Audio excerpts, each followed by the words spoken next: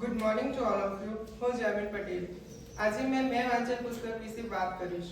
પુસ્તકનું નામ છે મહાન મુસાફરો અને પુસ્તકના લેખકનું નામ છે મૂળશંકર મોહર.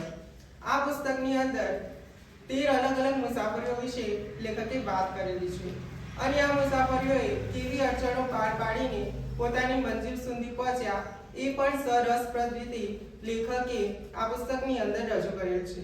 હવે હું મને ગમેલ વિષય વસ્તુ વિશે વાત કરીશ.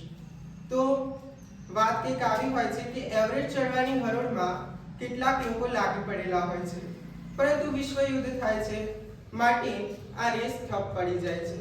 પછી વિશ્વયુદ્ધ બાદ કેટલીક પરિસ્થિતિમાં બદલાવ આવે છે, ફરીથી એવરેજ ચડવાની હરોળ એ શરૂ થાય છે અને આવામાં એક ટુકડી તૈયાર થાય છે.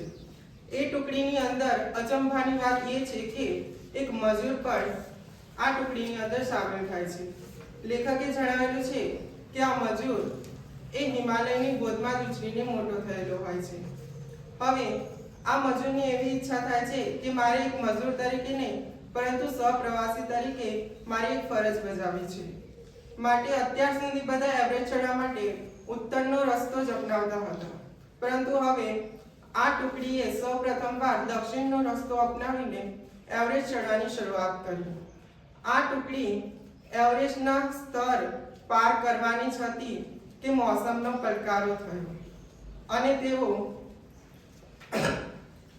તેઓને પાછા ફરવાનું થયું.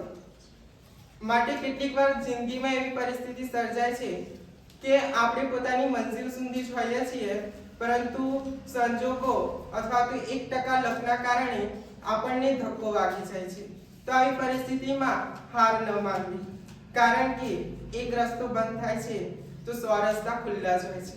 Thank you so much.